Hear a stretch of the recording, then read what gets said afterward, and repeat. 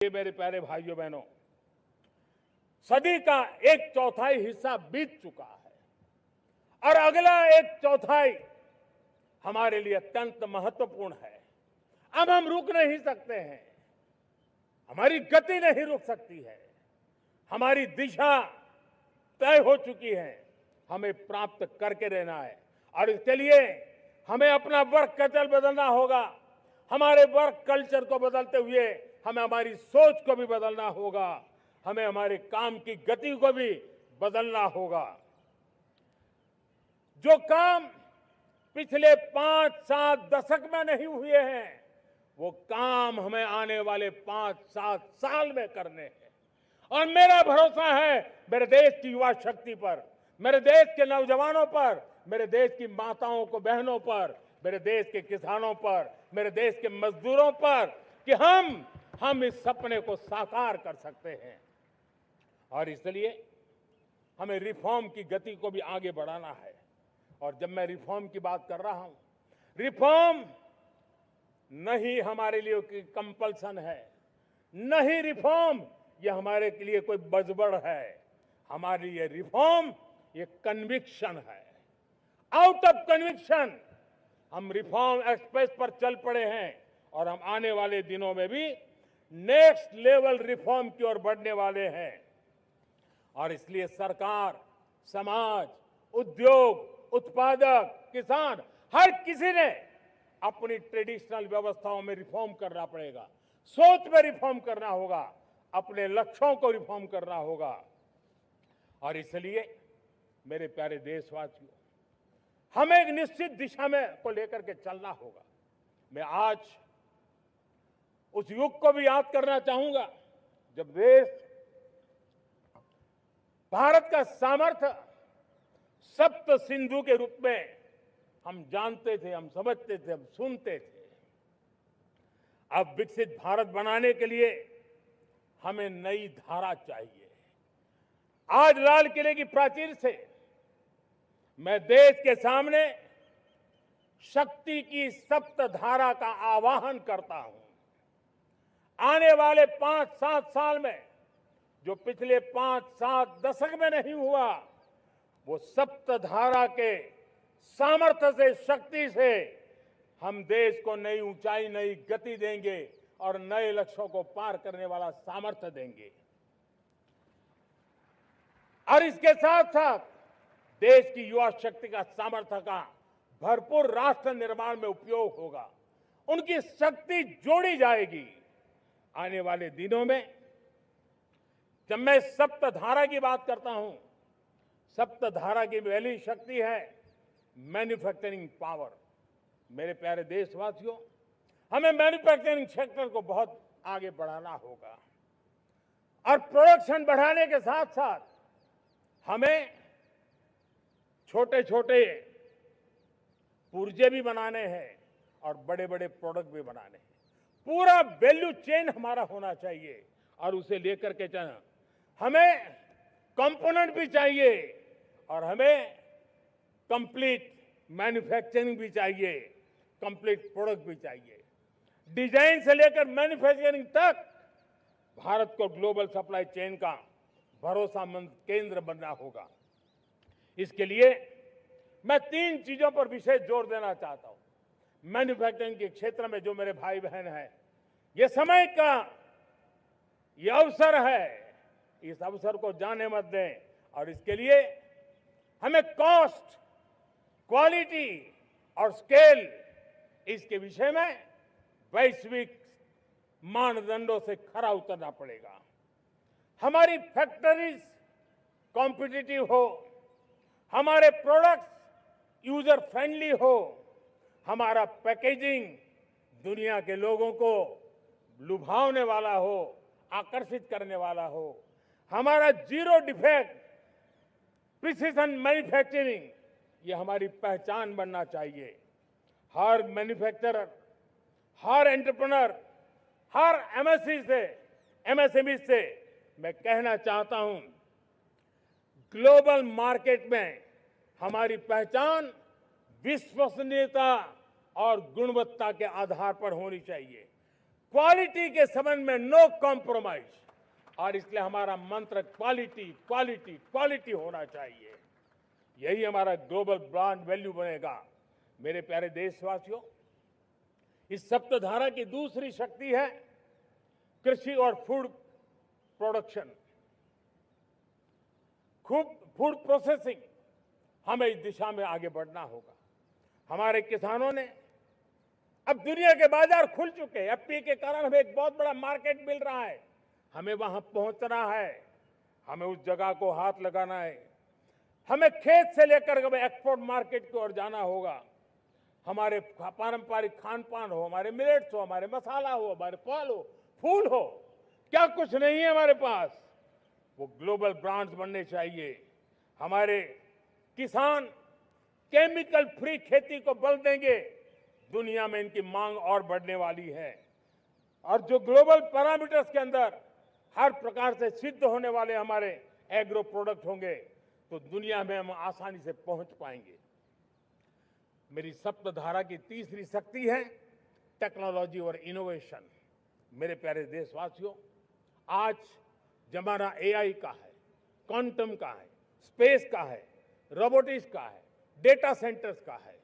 पूरी तरह एक नया क्षेत्र खुल चुका है। और इमर्जिंग टेक्नोलॉजी ये भी हर पल हमें चुनौती दे रही है। और इसलिए देश को दुनिया के लिए मार्केट नहीं बना देना, हमें इनोवेशन का हब बनना है। हमने यूपीआई और डिजिटल पब्लिक इंफ्रास्ट्रक्चर में लोहा मनवा लिया है, हमारी ताकत का परिचय करवा दिया है। अब भारत को डिजिटल पब्लिक टेक्नोलॉजी उसको भी दुनिया के कोने कोने तक पहुंचाना है। भारत को नेक्स्ट जनरेशन कम्युनिकेशन टेक्नोलॉजी में लीड करना है। मेड इन इंडिया 6G हर कोने में पहुंचे, ये हमारा लक्ष्य होना चाहिए और हमें उसमें तेजी करनी चाहिए। और इसके लिए हमारा प्रयास कम नहीं होना चाहिए। सप्तधारा की चौथी शक्ति है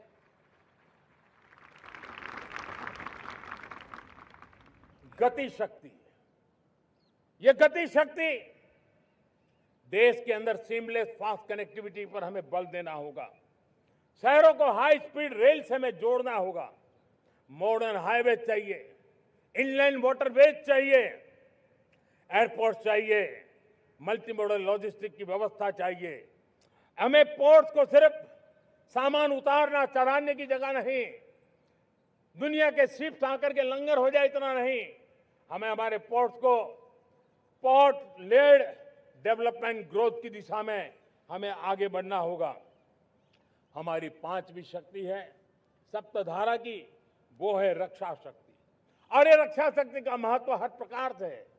मेरे प्यारे देशवासियों, डिफेंस में आत्मनिर्भर होना अब भारत ने अनुभव कर लिया, दुनिया ने अनुभव कर लिया है। इसके बिना कोई चारा नहीं है। विश्व जब अपनी अपनी ही सोच रहा है, तब भारत विश्व के लिए बाजार बन करके नहीं रह सकता है। हमें डिफेंस के क्षेत्र में आत्मनिर्भर होना होगा। Next generation defence technology develop करके हमें ग्लोबल सप्लायर बनने की दिशा में हमें लक्ष्य लेकर के चलना है। हमें ड्रोन, काउंटर ड्रोन सिस्टम को विकसित करना होगा और हाइपरसोनिक डिफेंस टेक्नोलॉजीज, उस पर हमें लीडरशिप लेनी होगी। साथियों, साइबर सुरक्षा भी आज हर घर के लिए एक समस्या बन रही है। वो भी एक रक्षा का क्षेत्र है जिसमें हमारे युवाओं की जो सामर्थ्य है, उस सामर्थ्य का उपयोग हम देश के और दुनिया के लिए कर सकते हैं। हमारी सप्तधारा की छठी शक्ति है ग्रीन इकोनॉमी, ब्लू इकोनॉमी, जो ग्रीन जॉब को भी जन्म देती है।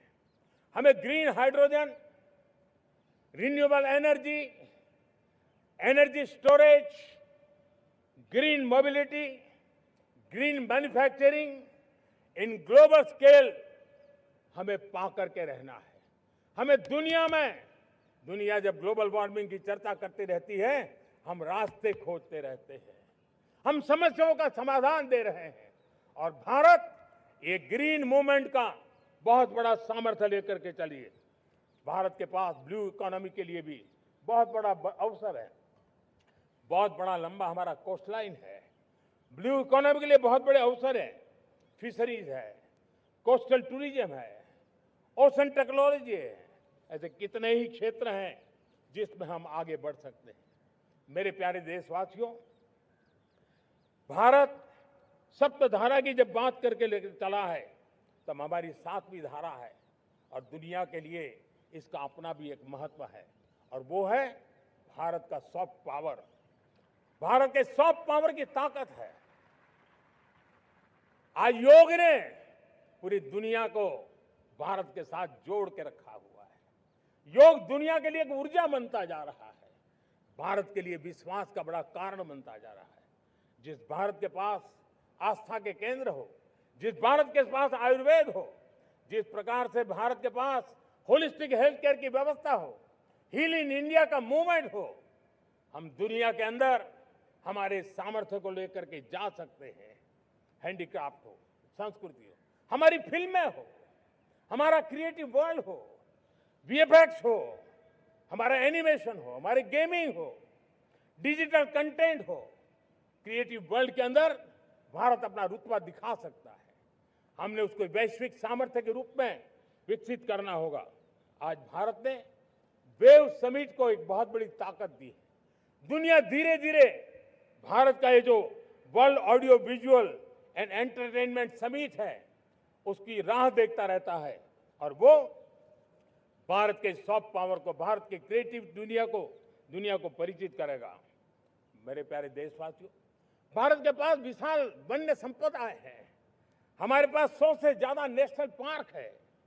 क्षमता बहुत है, लेकिन विदेशी टूरिस्टों को आकर्षित करने में हम कम पड़े हैं।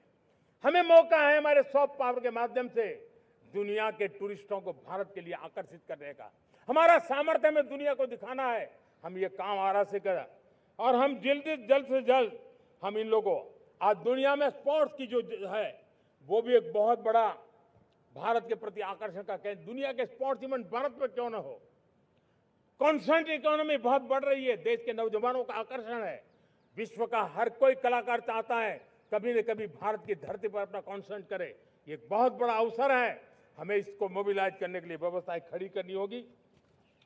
साथियों, सप्तधारा की इन 7 शक्तियां, सप्त शक्तियां, उद्देश्य सिर्फ एक सेक्टर में प्रगति करने का नहीं है।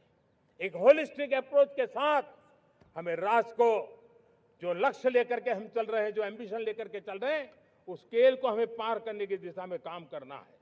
मेरे प्यारे देशवासियों, कुछ चीजें मैंने बताई हैं, लेकिन मैं इससे भी आगे सोचता हूं। मैं जरा देश को झकझोरना चाहता हूं। मैं देश की शक्ति को भी झकझोरना चाहता हूं। देश यानी सिर्फ सरकार नहीं होती है, देश यानी हर नागरिक जुड़ता है। क्या हम सोच नहीं सकते कि फॉर्च्यून 500 की चर्चा तो बहुत सुनते हैं, आने वाले एक दशक में इन फॉर्च्यून 500 में 50 कंपनियां भारत की क्यों न हो, ये लक्ष्य हमारा क्यों न होना चाहिए। आज बैंकिंग सेक्टर फल फूल रहा है। दुनिया की टॉप बैंक के अंदर भारत की बैंक का झंडा भी क्यों न फहरता हो। भारत की बैंक भी टॉप बैंक 5 बैंक में भारत की भी एक बैंक होनी चाहिए। भारत की फार्मा की दिशा में हमने बहुत काम किया है, लेकिन समय की मांग है कि दुनिया की 5 बड़ी फार्मा कंपनियों में भारत की भी 1-2 फार्मा कंपनियों का नाम गूंजना चाहिए। भारत उसमें अपना स्थान बनाना चाहिए। लॉ फर्म्स होते हैं, रेटिंग एजेंसी होती है। क्या समय की मांग नहीं है कि ग्लोबल लीडरशिप अब हमारे हाथ में होनी चाहिए। टैलेंट है, सामर्थ्य है, हमारा लंबा इतिहास भी है, भाषाओं पर हमारा प्रभुत्व है। हमें विश्व में पहुंचना चाहिए।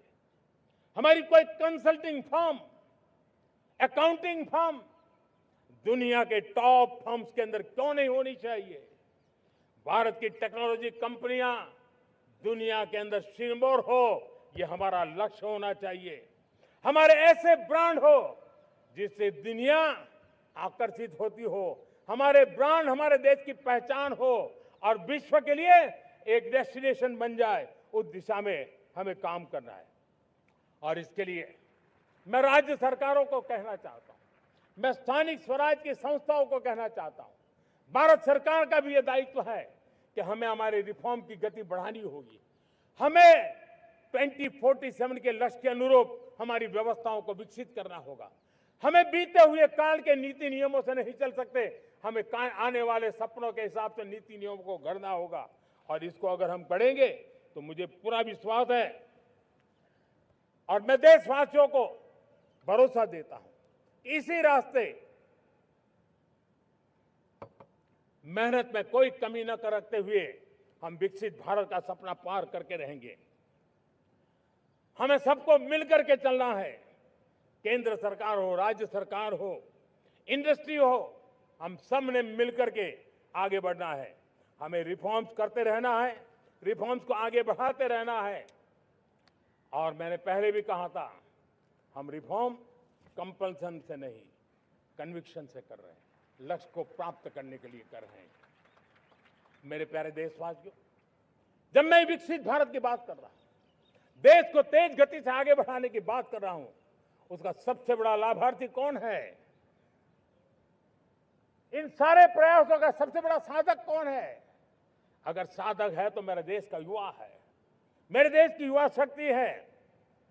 विकसित भारत की यात्रा में युवाओं की बहुत बड़ी भूमिका है। इतना ही नहीं, विकसित भारत का सबसे बड़ा लाभार्थी भी मेरे देश का युवा है। और इसलिए हमें विकसित भारत के लक्ष्य को युवाओं के साथ जोड़ करके आगे बढ़ाना है। युवाओं हमारी सर्वोच्च प्राथमिकता के साथ हमें आगे